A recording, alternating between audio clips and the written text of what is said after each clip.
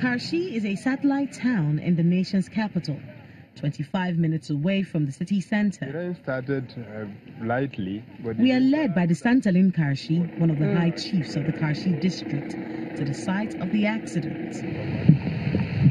On Friday, 8th of June 2018, this culvert, unable to handle the force of the water as it rained, led to a flooding in this area.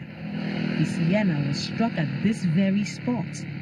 Unable to open the car doors, the driver of the Sienna hoped the waters would subside. They didn't. The waters took the car, flipped it, and caused the death of all 4 of its occupants. Also killed on that day was a bikeman and his female passenger. Even if they want to open... This imam had just finished leading Maghrib prayers at the mosque in his house nearby when the rain started. He walks us through the events of that fateful evening. The rate at which the flood was coming in was just too much, something else.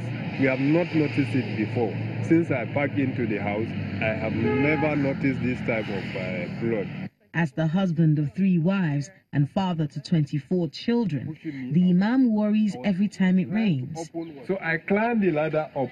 He took us to where he was as he watched those caught in the flood scream to their deaths. I was watching that particular vehicle, the Sienna bus.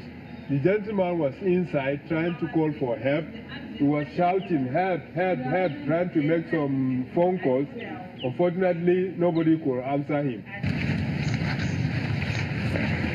We are then led to where the wreckage still lies. The community, working with the National Emergency Management Authority, discovered the bodies of the deceased 3 days later. I also visited the vice chairman of the Abuja Municipal Area Council was part of the rescue operations. We're going to look into the culvert and see how they will improve on it. We are literally standing on a river at the time this flood happened. This whole place was covered with water. This area is called Bakinwuza, and it is on the boundary between Abuja and Nasarawa State in Karshi. Most of the people who live here are Gwandara by tribe, and it has become a place of death for the residents. They believe that if that culvert was actually a bridge, it would have been able to contain the flooding when the rains came. The flooding that cost the lives of 4 people in this car and 2 other people who were caught in that situation. The residents are hoping that the government comes to their help because the rains are here. Kayla Nagwa, Channels Television News.